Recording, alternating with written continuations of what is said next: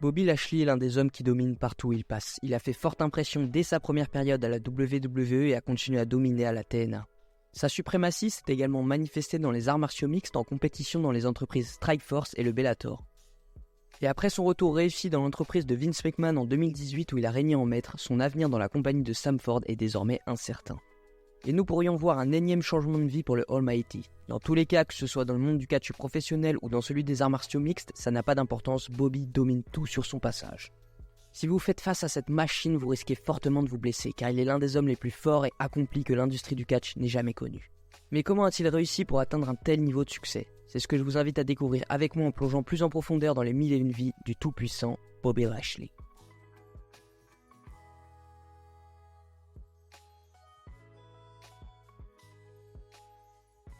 Franklin Roberto Lashley est né le 16 juillet 1976 à Junction City, au Kansas.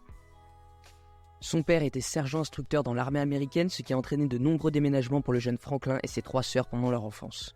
Bien sûr, ça a rendu difficile pour Franklin de s'établir durablement quelque part, mais il a pu trouver très tôt une passion pour le sport, en particulier la lutte amateur dès la 7e année. Même après avoir terminé ses études secondaires, il a continué à lutter, ce qui a marqué le début d'une carrière prometteuse où il est devenu champion national de lutte NAIA pendant 3 années consécutives de 1996 à 1998 alors qu'il était étudiant à l'université. En fait, la seule chose qui l'a empêché de remporter ce titre une 4e fois fut sa graduation. Après avoir obtenu son diplôme, il a décidé de suivre les traces de son père en rejoignant l'armée. Ça ne l'a pas empêché de continuer à lutter car pendant son service, il a réussi à participer au programme d'athlètes de classe mondiale de l'armée. Il a remporté des médailles d'or et d'argent, devenant 2 fois le champion des forces armées et médaillé d'or en 2002 des championnats du monde militaire.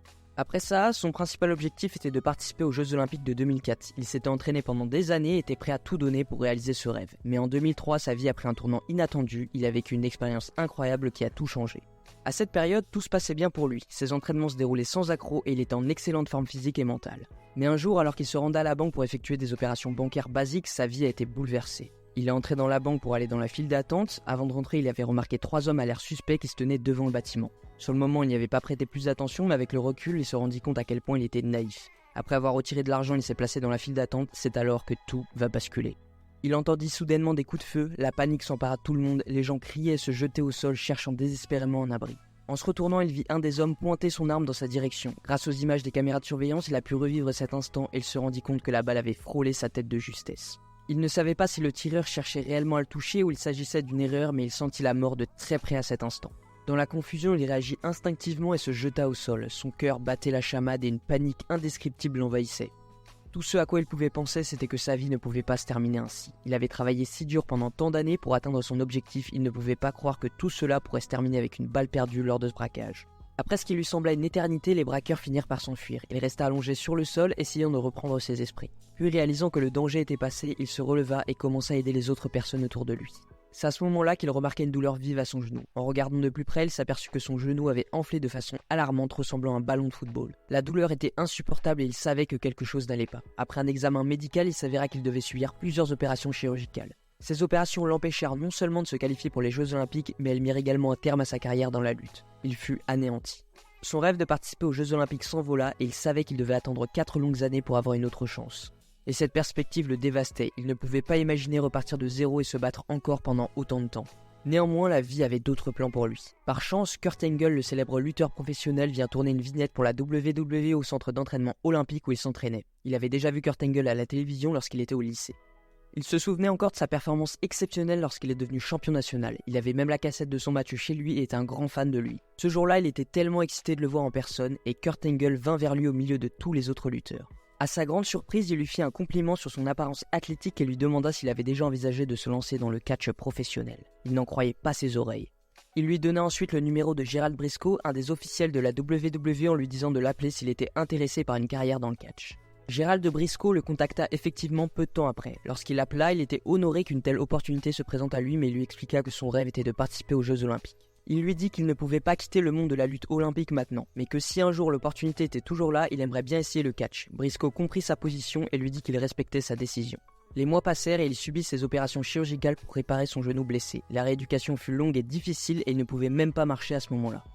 C'est alors que Gerald Briscoe le rappela. Il lui dit qu'il voulait toujours le voir en action et lui proposa de faire des essais sur le ring. Bobby était hésitant à l'idée de s'engager dans le catch professionnel à cause de sa blessure, mais cette opportunité était trop belle pour la laisser passer. Il demanda un peu de temps pour se remettre et promit à Briscoe qu'il les contacterait dès qu'il serait prêt.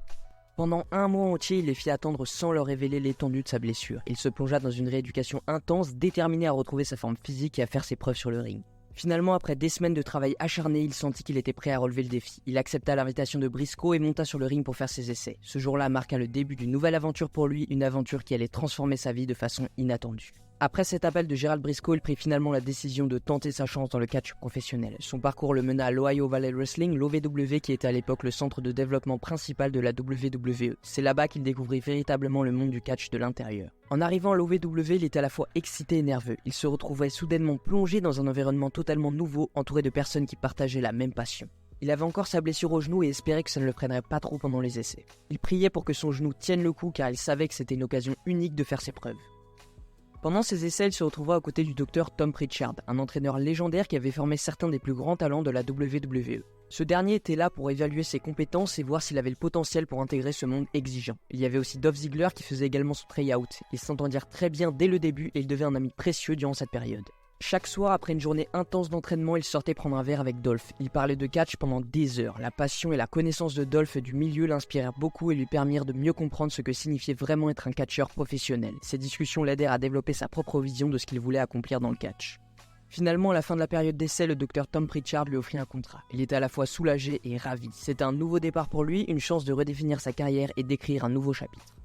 Quand il commença à la WWE, sa première expérience sur le ring fut accompagnée de nombreux changements, y compris un tout nouveau personnage. La première fois qu'il monta sur le ring, il avait un theme song assez particulier, God of Thunder de Kiss. Ce morceau puissant et énergique était parfait pour galvaniser le public et lui donner une entrée fracassante. Ils lui donnèrent le nom de Ankle Blaster. Il portait un pantalon militaire, des bottes blanches et arborait une sorte de bouc blanc. Franchement, tout ça était très éloigné de ce qu'il aurait imaginé pour lui-même, mais il était déterminé à faire de ce personnage quelque chose de mémorable.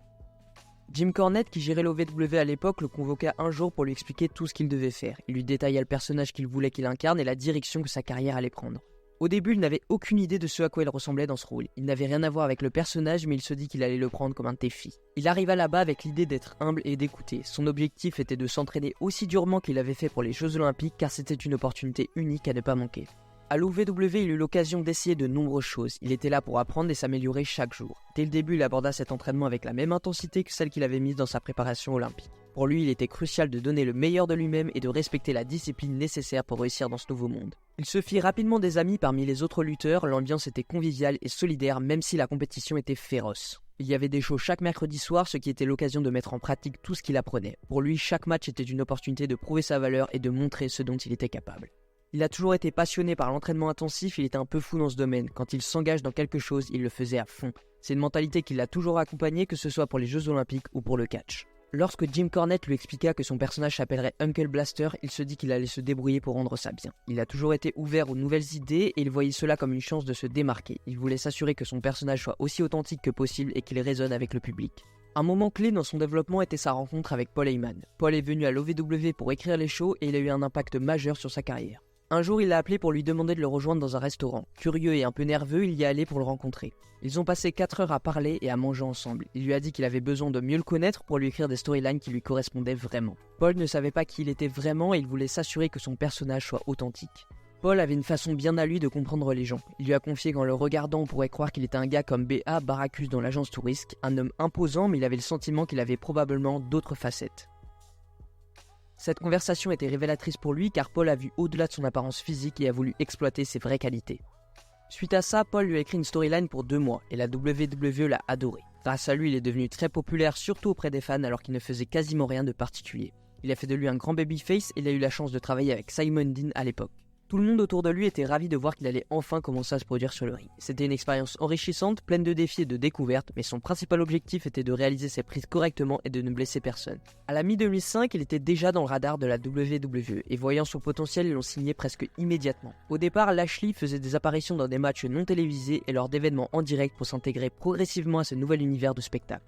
Néanmoins, il n'a pas fallu longtemps avant qu'il ne soit promu dans le roster principal. Le 23 septembre de cette même année, il a d'abord été présenté comme un champion national de lutte amateur à 3 reprises, quadruple All-American, double champion des forces armées et médaillé d'argent aux championnats mondiaux militaires en 2002. Cette combinaison de titres prestigieux, ajoutée à son physique naturellement impressionnant, a rapidement permis aux nouveaux venus de se faire remarquer par le public. Dès son premier match, il a facilement dominé Simon Dean. De là, il a commencé à faire une percée remarquée dans les rangs supérieurs, allant même jusqu'à obtenir une place de choix dans la Survivor Series de novembre, ce qui montrait à quel point Vince McMahon voyait en lui un avenir prometteur. Ensuite, en 2006, Lashley a continué son ascension en affrontant des stars comme JBL et Finlay, décrochant même une place dans le Money in the Bank Ladder Match de cette année-là et atteignant la finale du King of the Ring. Bien qu'il manquait encore un peu d'expérience dans le ring à ce stade, il était évident que tout ce dont il avait besoin, c'était du temps. Même à ce stade précoce, il ne semblait pas inférieur face à n'importe quel adversaire, et ça a bien sûr accéléré son ascension dans l'échelle des talents de la WWE. Et son prochain pas vers le sommet est survenu lorsqu'il a battu JBL lors de l'épisode de SmackDown du 26 mai 2006 pour remporter pour la première fois le championnat des États-Unis de la WWE. Il conservera ce titre pendant quelques mois avant d'être transféré à la branche ECW où à la surprise générale, il remportera le titre mondial de cette division lors de son match de début le 3 décembre lors du pay-per-view très controversé December to Dismember. Cette décision n'a peut-être pas été très populaire auprès des fans de l'ECW à l'époque car Bobby ne correspondait pas vraiment à ce qu'ils attendaient d'un champion de cette promotion autrefois rebelle. Cela dit, aux yeux de Vince McMahon, l'ECW n'était alors qu'une marque de développement pour Raw et SmackDown, semblable à ce que représente aujourd'hui la NXT. Ainsi, donner à Bobby leur titre mondial était pour le patron une façon de lui dire que d'autres grandes choses l'attendaient. Il n'a pas eu à attendre longtemps pour que cela se concrétise. Car en effet, après avoir passé les premiers mois de 2007 à accumuler les défenses de titre à l'ECW, Bobby Lashley a été choisi comme représentant sur le ring de Donald Trump lors de la storyline Battle of the Billionaire entre ce dernier et Vince McMahon menant à WrestleMania 23. Ça a été un moment décisif pour la carrière de Lashley, car bien que le match entre lui et Umaga, le représentant sur le ring de Vince, n'ait pas été l'événement principal de la soirée, il a certainement été présenté comme tel dans une grande partie de la promotion menant à l'événement, attirant ainsi beaucoup d'attention médiatique vers lui. Bien sûr, en tant que babyface, le natif du Kansas a remporté le combat cette nuit-là. Et conformément à la stipulation du match, lui et Trump ont ensuite rasé la tête de McMahon sur le ring, offrant ainsi aux médias une belle image à diffuser le lendemain pour promouvoir WrestleMania. Après ça, Bobby est entré en rivalité sur le ring avec Vince lui-même, car le patron, maintenant en quête ultime de vengeance, a organisé un match à 3 contre 1 pour le titre avec son fils Shane et Umaga contre le champion de l'ECW lors du pay-per-view Backlash le mois suivant. Il s'est avéré que même quelqu'un avec la force de Bobby ne pouvait surmonter de tels obstacles. Il a finalement été battu par Vince le même soir, faisant de McMahon le champion de l'ECW, ce qui a contrarié les fans hardcore encore plus que lorsqu'il avait remporté le titre de la WWE des années auparavant. Néanmoins, ils n'ont pas été en colère longtemps car il allait bientôt recevoir son dû. Le 3 juin lors du pay-per-view One Night Stand, Lashley a de nouveau affronté McMahon, cette fois-ci dans un match en simple où il a battu son employeur pour reprendre la ceinture. Bien sûr, travailler sur un programme avec le grand patron n'était qu'un autre signe que la compagnie le préparait pour de grandes choses. Certains allaient même jusqu'à spéculer qu'il y avait des plans pour qu'il prenne finalement la place de John Cena en tant que visage de la compagnie. Ce feu de rumeurs n'a fait que s'intensifier lorsque le 11 juin 2007, le champion de l'ECW était transféré à Raw. Après avoir été débarrassé de son titre dans un moment iconique, il est rapidement devenu le prétendant numéro 1 au titre de la WWE détenu par Cena. Cette confrontation tant attendue a lieu lors du pay-per-view Great American Bash du 22 juillet, et bien que Lashley n'ait pas remporté la ceinture cette nuit-là, il a livré une performance mémorable qui donnait l'impression qu'il ne serait qu'une question de temps avant qu'il n'atteigne le sommet de la montagne.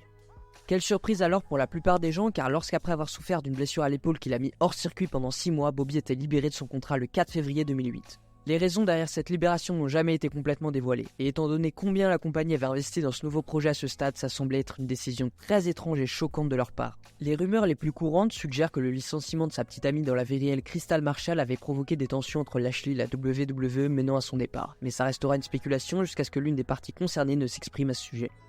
Quelles qu'aient été les raisons, l'ancien champion de l'ECW n'était désormais plus employé par la WWE. La situation n'est pas aussi claire que je l'ai décrite. Lashley aurait eu de gros problèmes en coulisses avec Michael Hayes. Crystal n'aurait pas été bien traité par la compagnie et une rumeur sur le paiement de WrestleMania 23 de 250 000 $ est considérée comme l'une des raisons principales de son départ début 2008.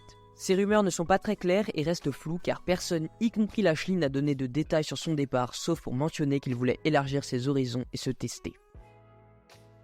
Heureusement pour lui, Bobby Lashley avait depuis longtemps l'ambition de se lancer dans le monde des arts martiaux mixtes, et cette situation lui offrait l'occasion idéale pour le faire. Son premier combat eut lieu peu de temps après le 13 décembre 2008 où il a affronté Joshua Franklin lors de l'événement There Will Be Blood de la Mixed Fighting Alliance, remportant le match par TKO en seulement 41 secondes.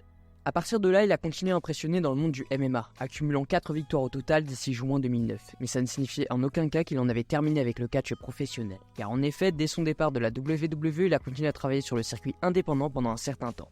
Booker T lui propose d'abord de venir au sein de la fédération qu'il dirige au Texas, la Pro Wrestling Alliance, où le 23 mai il l'emporte sur Jared Steele, puis s'envole au Mexique à la AAA et participe le 13 juin à Triple Mania 16. Là-bas, il y fait équipe avec Electroshock et Kenzo Suzuki, et ensemble ils ont remporté leur match face à Chessman, La Parka et Silver King. Lashley avait décidé de se lancer sur le circuit indépendant car il voulait apprendre et comprendre cet aspect du catch dont tout le monde parlait. À son arrivée à l'OVW, il y avait des gars qui étaient frustrés de le voir là-bas. Il disait que cela faisait des années qu'il luttait sur le circuit indépendant et que Bobby n'avait pas mérité sa place au même titre qu'eux car il venait directement du centre d'entraînement olympique sans avoir parcouru les mêmes épreuves. En se testant à nouveau sur le circuit indépendant, Bobby a pu connaître les difficultés de ce métier sans une grande organisation derrière lui et ça lui a permis de comprendre ses anciens collègues sur les difficultés que chacun rencontre avant d'avoir la chance de signer avec une grosse compagnie. Et finalement, après environ un an sur la scène indépendante, Bobby Lashley décide de signer avec la TNA, le 15 juillet de la même année, toujours dans l'optique de se donner un nouveau défi. Mais son choix n'était pas anodin et la transition n'a pas été simple. Elle lui a évidemment permis de découvrir une nouvelle facette du business car la WWE avait cette mentalité de construire des stars, de transformer les performeurs en véritables icônes tandis que la TNA mettait plus l'accent sur le catch pur et dur, le in-ring. Ça incluait également les femmes qui, contrairement à la WWE à l'époque, étaient de véritables catcheuses plutôt que de simples mannequins. À son arrivée dans la compagnie, il a été présenté comme le nouveau membre du clan Main Event Mafia avant de se retourner contre eux et de s'établir en tant que babyface. Par la suite, il a fait équipe avec Mick Foley pour affronter Kurt Angle et Kevin Nash dans un combat qu'ils ont remporté, puis a annoncé sa véritable raison de venir à la TNA, devenir champion simultanément en catch professionnel et en MMA. Pour atteindre cet objectif, il a commencé une série de victoires invaincues au cours de ses premiers mois à la TNA, battant des adversaires tels que Rhino et Samoa Joe. Le 26 novembre 2009, il a remporté le tournoi TNA Championship Series, s'assurant une future opportunité pour le titre. Mais avant que ça ne puisse se concrétiser, il est passé du côté heel et a commencé à exiger sa libération de la compagnie à l'écran. Il s'est avéré que ce n'était qu'un simple scénario. En effet, tout comme son personnage à l'écran, il était déterminé à atteindre le sommet dans deux sports en même temps. Le véritable Bobby Lashley trouvait incroyablement difficile de consacrer suffisamment de temps à chacune des disciplines. Il a donc décidé qu'il voulait quitter le monde du catch pour se concentrer davantage sur le MMA, et en février 2010, sa demande de libération de la TNA a été accordée. Peu de temps après, Bobby Lashley a commencé à combattre pour Strikeforce, poursuivant ainsi ses victoires. En 2011, il travaillait même pour d'autres promotions de MMA telles que la Titan Fighting Championship et Shark Fight. Néanmoins, après avoir contracté la mononucléose, il a subi sa première défaite face à Chad Griggs. Cette défaite a ébranlé sa confiance et il a dû s'abstenir d'entraînement pendant 4 mois pendant sa convalescence. Mais il s'est rétabli, remportant une victoire contre John Ott le 25 mars 2011 lors de son combat de retour, réaffirmant ainsi sa position de force avec laquelle il fallait compter. Ensuite, il a même décidé de replonger dans le monde du catch professionnel en faisant quelques apparitions pour la Enoki Jedam Fédération d'Antonio Inoki au Japon. Dans le domaine des arts martiaux mixtes, il a établi un joli bilan de 10 victoires et 2 défaites, et à la fin de 2013, il a même été reconnu comme le dernier champion poids lourd de Shark Fight. Cet enchaînement l'a conduit au Bellator, les principaux concurrents du puissant UFC, et à le courtiser en 2014 avec la promesse d'un contrat lucratif. Et bien sûr, Lashley était plus qu'heureux d'accepter, signant officiellement avec la promotion en juillet de cette année-là et remportant ses 2 premiers combats avant la fin de l'automne. Mais ce n'était pas tout ce qu'il faisait en 2014, car quelques mois avant ça, il avait surpris beaucoup de gens en retournant au catch à plein temps et en rejoignant à nouveau la liste de la TNA. Et je veux revenir sur ce run qui pour moi était mémorable et a vraiment établi Bobby Lashley comme une star mondiale et un pilier de l'industrie pour les années à venir.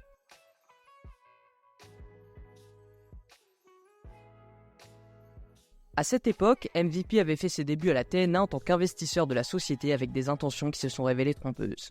Tout ça dans le cadre d'une storyline évidemment. MVP était censé remporter le titre TNA, mais finalement c'est Lashley qui était censé à l'origine être le bodyguard de MVP dans la storyline qui s'est associé à l'un des hommes les plus puissants de TNA pour remporter le titre le 19 juin 2014 avec l'aide de Kenny King et MVP.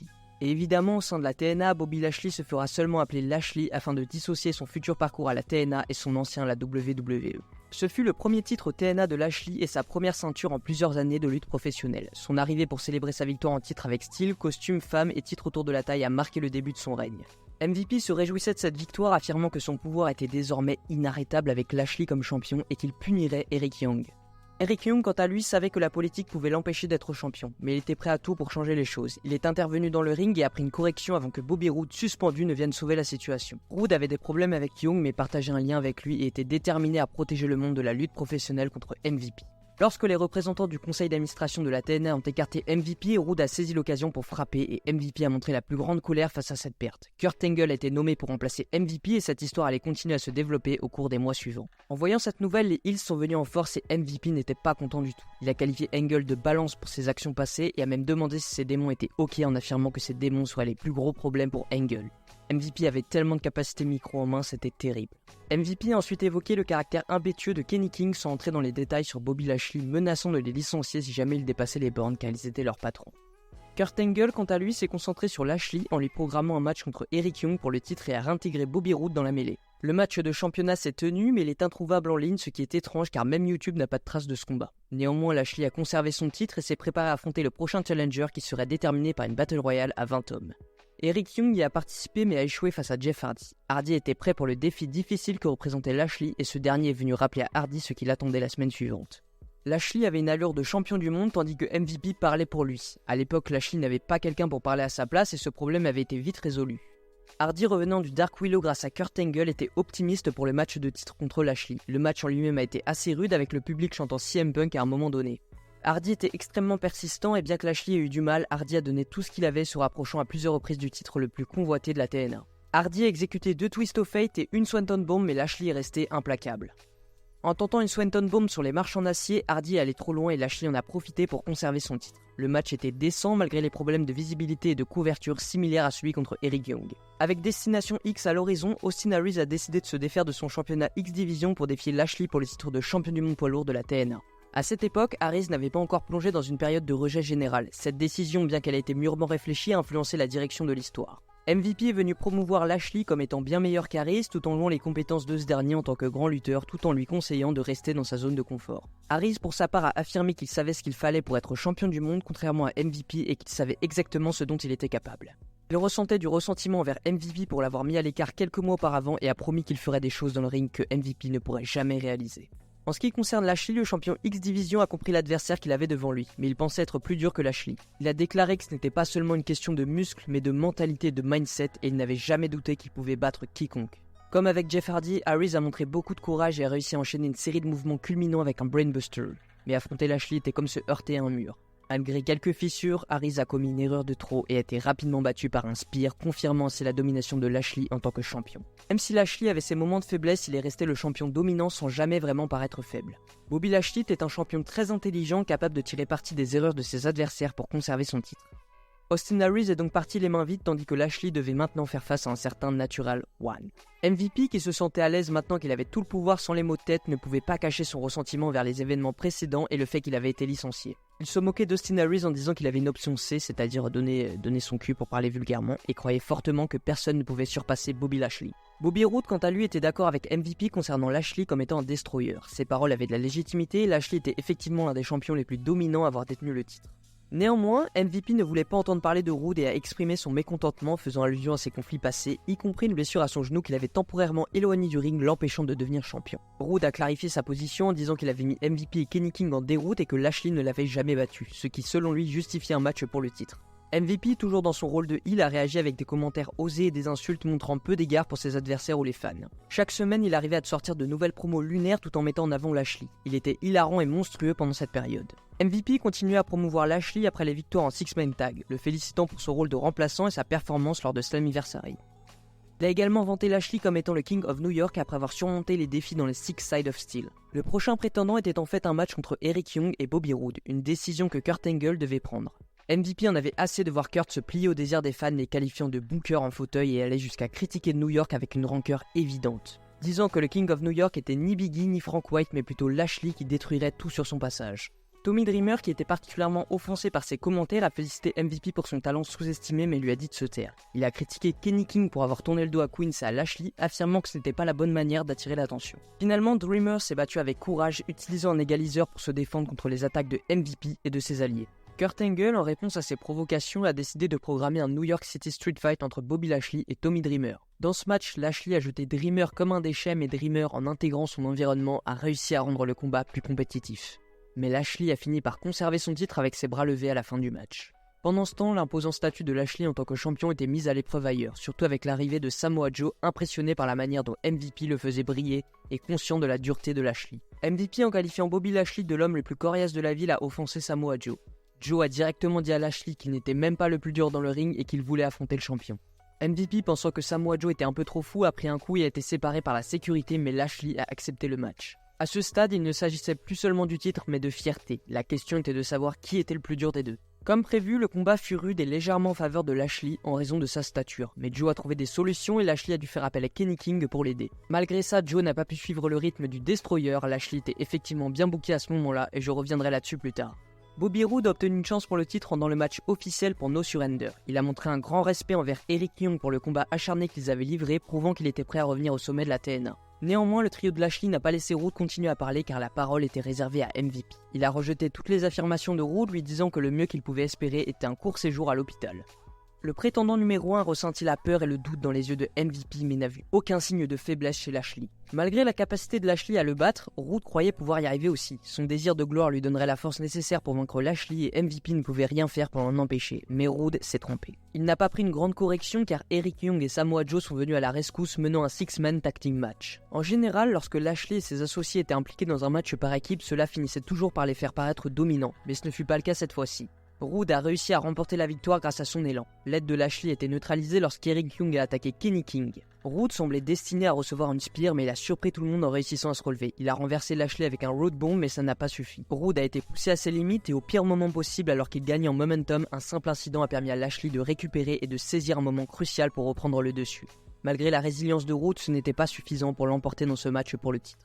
La performance de Bobby Roode dans son match contre Bobby Lashley était exceptionnelle. Il a montré une confiance immense et a prouvé qu'il avait ce qu'il fallait pour être un prétendant sérieux. Contrairement à d'autres qui pourraient faiblir à cause d'une seule erreur, la résilience de Roode était évidente tout au long du match. Même lorsque sa jambe a lâché, il n'a pas laissé cela le définir. Il a continué à se battre avec détermination, utilisant des mouvements comme le Spinebuster pour essayer de reprendre l'avantage. Sa déception était immense et ça pouvait se ressentir chaque fois qu'il en reparlait. Le 1er octobre 2014, lors de l'épisode d'Impact, Roode a abordé sa défaite avec beaucoup de sincérité. Il a loué Lashley comme le champion le plus dominant que la TNA n'ait jamais eu.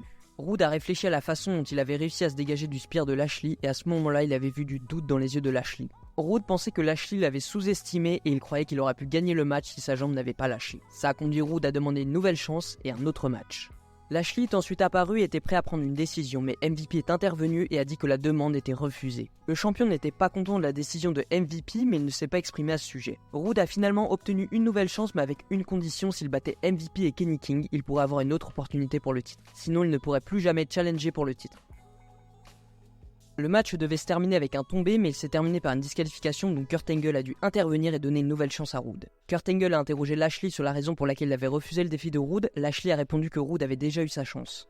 Angle a également admis qu'il allait finalement affronter Lashley, mais pas ce jour-là. Au lieu de ça, le prochain challenger serait déterminé par un match Fatal 4-Way entre Eric Young, Jeff Hardy, Austin Aries et Bobby Roode. Lashley n'était pas du tout satisfait de cette décision et semblait frustré par la tournure des événements, mais c'est bel et bien Bobby Roode qui en ressortira vainqueur, félicité par ses adversaires. La semaine suivante, MVP est apparu pour se plaindre de ne pas avoir reçu une introduction appropriée. Il a affirmé qu'il était là pour le bien de Lashley, mais il a été rapidement interrompu par Roode qui a admis sa défaite. Roode a réaffirmé que pour la première fois dans sa carrière, Lashley allait défendre le titre avec un doute, et il a promis de se battre avec cœur, passion et détermination pour remporter le championnat TNA et le porter autour de sa taille. MVP l'appelle le destructeur, mais il a tenu le champion en échec. La semaine prochaine, il va prouver au monde entier que Lashley n'est pas un destructeur, mais juste un homme. Et la surestimation commence. Il dit qu'il n'est ni un homme ni une machine. MVP prétend simplement que lorsqu'il désigne le ring, Lashley fait le reste. Quiconque il affronte, c'est une conclusion évidente, il les détruit. Kurt Angle a dit à MVP et Kenny King qu'ils étaient interdits de ringside et que ce match nécessitait un arbitre spécial. MVP pensait qu'Eric Young serait l'arbitre, mais Kurt lui a dit qu'il se trompait car ce serait lui-même l'arbitre spécial. MVP a d'abord refusé le match mais a finalement signé en raison de sa fierté, autrement il aurait été considéré comme un lâche. Une fois de plus, ces deux-là ont eu un bon match avec Angle comme arbitre. C'était exactement ce que l'on pouvait attendre. Lashley a contourné les règles et a même dû tricher pour essayer de gagner, mais ça n'a pas fonctionné parce qu'Angle était trop lent pour faire le compte après avoir été renversé plus tôt. Lashley a donné tout ce qu'il avait, mais tout a abouti à une fin digne de SummerSlam 92 avec ses épaules au sol pour le compte de 3. C'est un moment incroyable pour Roode, il méritait vraiment d'être celui qui battrait Lashley. Ils ont raconté une histoire incroyable au cours des 6 dernières semaines avec Roode étant le plus proche de battre Lashley, en échouant de peu et en essayant de convaincre qu'il méritait une revanche, car Lashley pourrait douter de sa capacité à vraiment battre Roode lui-même. Bon match, même si le précédent était bien meilleur, je l'ai aimé encore plus, il était de loin supérieur à celui-ci. Cela dit, nouveau champion, et Lashley avait l'air formidable, même s'il avait perdu la ceinture. Alors voilà, le titre et la gestion de Bobby Lashley ici étaient bien meilleurs que ceux de la WWE. La TNA savait ce qu'elle avait entre les mains et a en fait réalisé le véritable potentiel de Lashley. Il est un destructeur, il a eu de superbes matchs contre Jeff Hardy, Austin Aries, Eric Young et bien sûr Bobby Roode. Ils ne parlaient pas, ce qui était pour le mieux, ils ont caché cette faiblesse et ont fait appel à MVP pour parler à sa place, ce qui était parfait. Les promos de MVP étaient incroyables ici, il disait des choses aléatoires et hilarantes qui me faisaient toujours rire, c'était super drôle. Après sa défaite, il semblait qu'il avait enfin trouvé un équilibre qui lui permettait de vivre ses deux rêves simultanément en reprenant le MMA. Cette réussite professionnelle s'est poursuivie en 2015 et 2016 alors qu'il dominait les deux promotions. Le 21 octobre 2016, il a même soumis Joshua Pelt à Bellator 162, portant son bilan à 15 victoires et 2 défaites. Pendant ce temps, à la TNA, il avait éliminé Kurt Angle de la compagnie après l'avoir battu dans un match qui était essentiellement un match loser leave town. Un match que Bobby voulait absolument avant le départ de Kurt Angle car il était son idole et que c'était grâce à lui qu'il était entré dans le monde du catch. Peu de temps après, il est retourné dans la course au titre mondial, remportant finalement la ceinture pour la 3e fois après avoir battu Drew Galloway lors du pay-per-view Slammiversary le 12 juin 2016. À partir de ce moment-là, Bobby Lashley a poursuivi jusqu'à la fin de l'année et au début de l'année suivante en défendant son titre contre des catcheurs tels que Eddie Edwards, James Storm et Josh Barnett, ce qui a définitivement confirmé sa réputation de réel phénomène et l'équivalent de Brock Lesnar à la TNA. Une force incomparable que les fans savaient capable de terrasser n'importe qui, que ce soit dans les combats scriptés ou en réel. À ce stade, il y avait même des spéculations selon lesquelles il pourrait revenir à la WWE, avec de nombreux fans impatients à l'idée de le voir enfin affronter The Beast. Néanmoins, ce grand retour devrait attendre un peu car il avait encore beaucoup de choses à régler avec Impact Wrestling. Ces affaires prendraient la forme d'Alberto El Patron qui devrait défier Bobby pour le titre lors de l'épisode d'Impact du 2 mars 2007. Ce match serait celui où Lashley perdrait temporairement le titre, mettant fin brièvement à son 4e règne avec la ceinture avant qu'elle ne lui soit rendue en raison de la nature controversée de la fin du match. Mais il ne pouvait pas conserver le titre indéfiniment et lorsqu'il finit par le perdre de manière décisive plus tard cette année-là, il annonça ensuite que son temps dans le catch était à nouveau terminé et qu'il arrêtait pour se reconcentrer sur le monde du MMA. Bien sûr, cette fois-ci, sa retraite du catch n'était rien de plus qu'une histoire pour jouer sur la décision similaire qu'il avait prise des années auparavant. Malgré ces déclarations, il a continué à apparaître sur Impact TV tout au long de la fin de 2017 et au début de 2018, où il a eu des rivalités avec des catcheurs comme Moose et Brian Cage. Mais une chose devenait de plus en plus claire avec le temps, la TNA était bien trop petite pour contenir un requin comme Lashley. À ce moment-là, beaucoup de catcheurs avaient des problèmes internes avec la direction de la TNA, car l'ancien propriétaire avait vendu l'organisation à la compagnie Anthem Sport & Entertainment, qui avait décidé à l'époque de beaucoup moins payer les catcheurs et d'éliminer beaucoup de liberté créative accordée à l'origine par la TNA. J'en ai parlé dans ma vidéo avec Matt Hardy par exemple, qui était moins payé lui ainsi que son frère Jeff, et au moment où il voulait partir de la compagnie, elle ne voulait pas lui donner les droits sur sa gimmick qui pour eux appartenait à la TNA car elle avait été créée ici. Finalement, il a réussi à remporter le procès, prouvant que l'idée était bel et bien de lui. Dans le cas de Lashley, pas de gros problèmes, mais son contrat se finissait en juin et avec aucun plan pour lui jusque-là, Bobby voulait quitter la fédération plus tôt. C'est pour ça qu'il appelait Hunter, Triple H, pour savoir s'il avait quelque chose pour lui à la WWE. Triple H lui répond que oui, évidemment, et qu'il était toujours le bienvenu. Avec une réponse positive avec la WWE et après un accord avec la TNA de couper son contrat en février afin de récupérer l'argent de fin de contrat de Bobby car la compagnie en avait cruellement besoin car cette dernière était en train de couler par sa faute. Grâce à ça, Bobby Lashley a pu quitter la fédération le 14 janvier 2018. Il ne devrait pas être surprenant que la nuit suivant WrestleMania 34 lors de l'épisode de Raw du 9 avril 2018, il ait fait son retour inattendu à la WWE en attaquant Elias et en se positionnant comme un babyface. Les fans de longue date ont bien sûr été ravis de cette évolution car il semblait qu'il aurait enfin la chance de montrer à quel point il pouvait être bon, combien il avait évolué en tant que catcheur pendant son absence de la compagnie. Au cours des premiers mois de son retour, il s'est associé à plusieurs grosses têtes de la fédération comme Finn Balor et Roman Reigns dans le but de se rétablir rapidement auprès des fans. Au pay-per-view Backlash de mai, il s'est même associé à Braun Strowman pour affronter Kevin Owens et Sami Zayn, ce qui l'a propulsé dans une rivalité individuelle avec Zayn par la suite. Malheureusement, le programme qui a suivi avec l'ancien El Generico n'a pas vraiment été à la hauteur des attentes et a fini par être gâché par des segments plutôt médiocres sur le ring impliquant les prétendues sœurs de la star du Bellator. C'était un signe inquiétant pour les fans qui étaient sûrs que compte tenu de son histoire avec la compagnie et de sa légitimité nouvellement acquise, il aurait dû être une valeur sûre. Bien sûr, Lashley finirait par remporter la rivalité avec Zayn, mais l'inquiétude persisterait, le public continuerait de surveiller de près ses progrès. Il a fait de son mieux pour surmonter ça lorsqu'il a été programmé avec Roman Reigns ensuite, les deux hommes croyant qu'ils étaient les prétendants légitimes au titre universel de Brock Lesnar.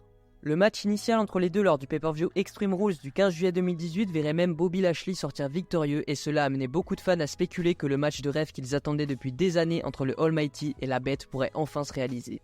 Néanmoins, il s'est avéré que ce n'était pas encore le cas car à la fin de la rivalité, Roman serait celui qui réussirait à obtenir le match contre Brock Lesnar, laissant Bobby se retourner contre les fans et choisir de devenir heel après avoir choisi un nouveau manager en Leo Rush. Cette union a fait des merveilles en l'aidant à se redresser car le petit Rush était capable de trash-talker avec les meilleurs d'entre eux, tandis que Lashley ressemblait à un monstre absolu à côté de lui. L'équipe a même conduit le grand homme à remporter pour la première fois de sa carrière le titre intercontinental en janvier 2019 après avoir battu Dean Ambrose et Seth Rollins dans un match triple menace avec le titre en jeu. Un règne qui a également marqué la première prise de titre de l'enfant du Kansas à la WWE depuis juin 2007, soit près de 12 ans auparavant. Malheureusement, il lui restait encore quelques obstacles à surmonter même après cette grande victoire, car au Royal Rumble 2018, il sera éliminé après seulement 13 secondes. Puis au pay-per-view Elimination Chamber du mois suivant, il perdait son titre intercontinental contre Finn Balor, mettant fin à son règne après seulement 34 jours. Il a pu brièvement regagner le titre après ça, mais d'ici WrestleMania 35, tout cela serait sans valeur puisqu'il le perdrait pour la deuxième fois cette année-là, portant un coup crucial à sa crédibilité. Après ça, les choses empiraient encore lorsqu'il entrerait en rivalité avec Braun Strowman cet été-là, une rivalité qui verrait Bobby perdre presque à chaque fois. Et à partir de là, il a commencé une aventure scénarisée avec Lana, la femme de Rusev, qui était censée être un angle majeur pour le faire avancer, mais qui n'a pas été apprécié par à peu près personne, sauf Vince McMahon lui-même. Malheureusement, cette rivalité a traîné jusqu'en 2020 et ne s'est terminée que lorsque Rousseff avait déjà un pied en dehors de la compagnie. La mauvaise réception de cette storyline est considérée comme un autre coup porté à la réputation de Lashley, et une preuve supplémentaire qu'il avait été mal géré depuis son retour. Heureusement, la compagnie allait bientôt comprendre comment l'utiliser correctement, et à la surprise de personne, cela impliquait de le présenter comme un dur à cuire sans concession. En effet, après une défaite contre Aleister Black à WrestleMania 36, Lashley a commencé à enchaîner les victoires, écrasant ses adversaires chaque semaine jusqu'à l'épisode de Raw du 11 mai où il a annoncé qu'il s'était officiellement aligné avec MVP récemment revenu.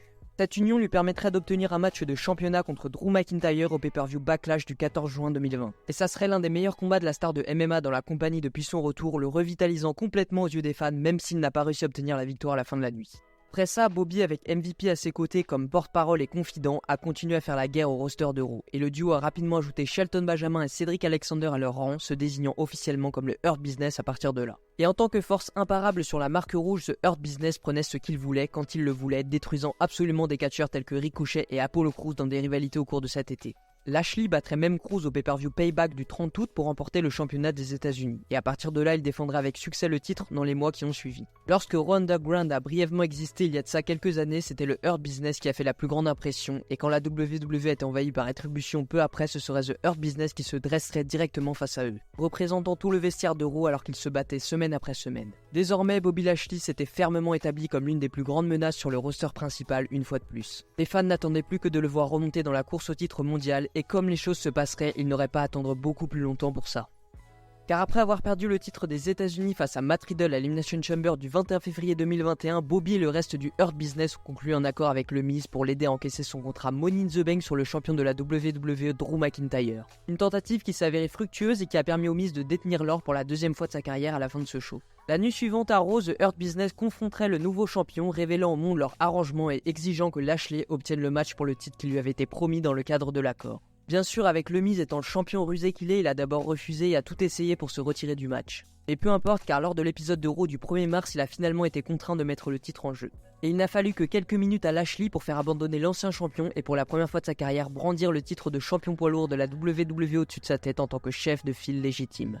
C'était un moment que ses fans attendaient de voir depuis des années, et c'était la preuve qu'après ses débuts difficiles à son retour dans la compagnie, il avait toujours ce qu'il fallait pour surmonter ça et atteindre le sommet de la montagne. Après cette victoire, Bobby Lashley a eu une année de domination au sein de la WWE, un run amplement mérité et enfin représentatif du personnage qu'il devait incarner depuis le début. Après avoir battu Miz pour conserver son titre de champion de la WWE, il a attaqué Cedric Alexander et Shelton Benjamin, les expulsant du Hurt Business. Une décision complètement bête à mon sens, car le clan avait encore tellement à raconter et pouvait s'étaler sur plusieurs années comme a pu le faire la Bloodline. Le véritable problème dans cette dissolution sont les à côté, car certes, même si Bobby en est ressorti fort, ça n'a pas été le cas pour Shelton Benjamin qui s'était vu enfin mériter un spot à la hauteur de son talent. Et Cedric Alexander, excellent catcheur qui heureusement pour lui parvient à se renouveler aujourd'hui du côté de NXT. De plus, un véritable regret partagé par Shelton est qu'ils n'ont jamais pu performer devant les fans. Lashley a ensuite défendu son titre avec succès à plusieurs reprises, notamment dans sa superbe rivalité contre McIntyre en quête de retrouver désespérément son titre de la WWE. Ils auront ensemble 3 combats mémorables, dont le dernier dans un Hell in a Cell qui avait comme stipulation que McIntyre n'aurait plus le droit d'affronter Bobby Lashley pour la ceinture s'il perdait ce match. Après ça, il remportera ses matchs contre des anciens champions du monde avant de rencontrer un match de rêve pour les fans. Le légendaire Goldberg, véritable destructeur, affronte Lashley pour son titre lors de SummerSlam.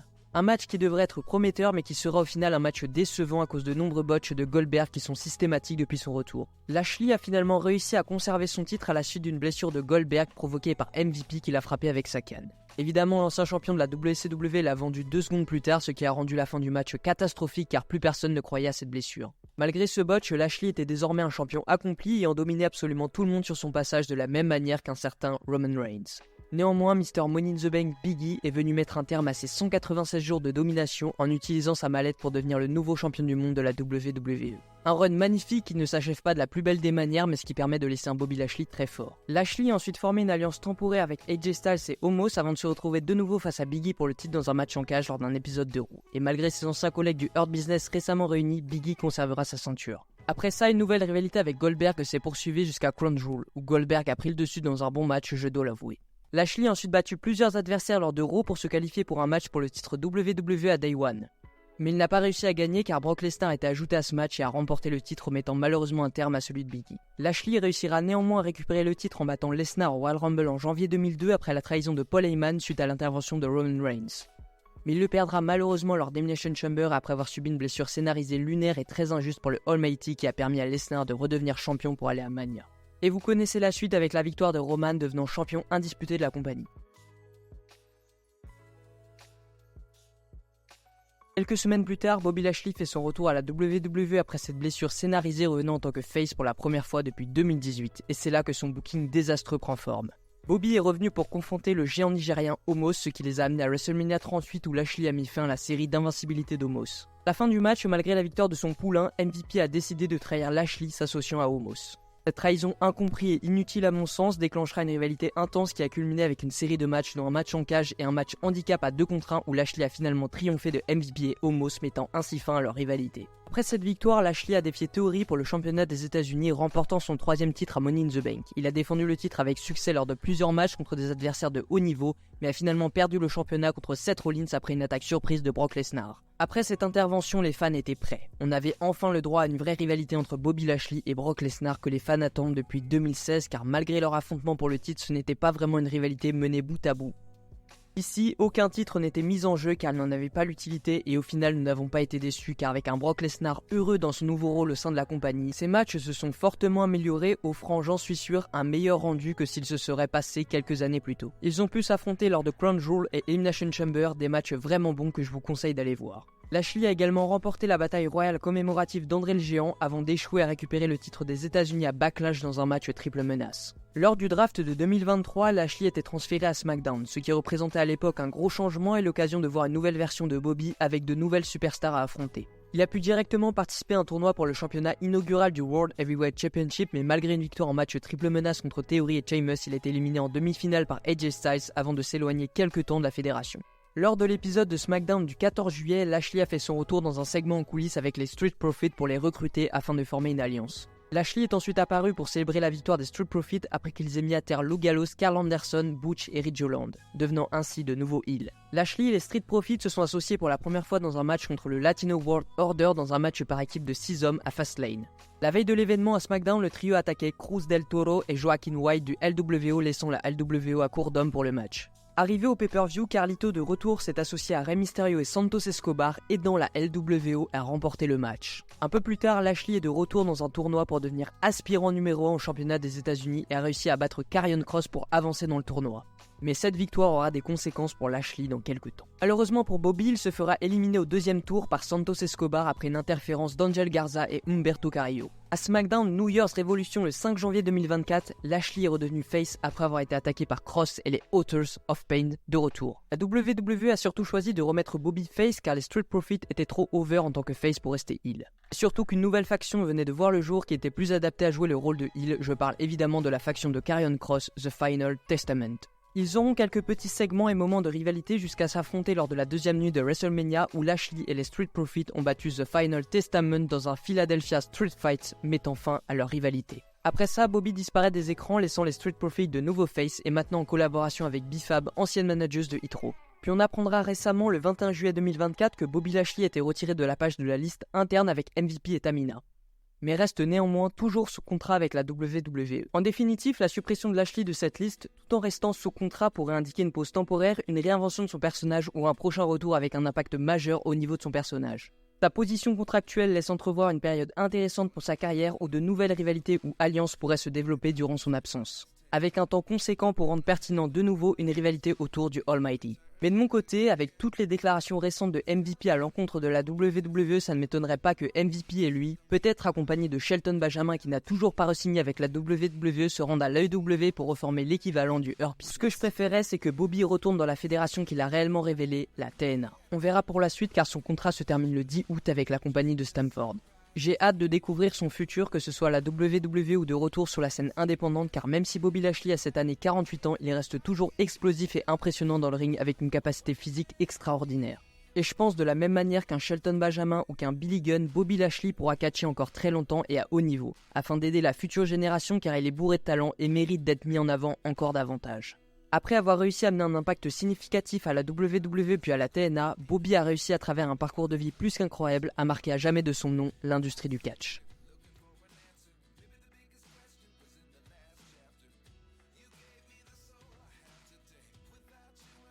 Et voilà les gars, la vidéo est terminée, n'hésitez pas à me dire si ça vous a plu en commentaire, à partager la chaîne surtout et à lâcher un j'aime, c'est très important. Et d'ici là, je vous dis à la prochaine pour une autre histoire, c'était Vince, merci à tous.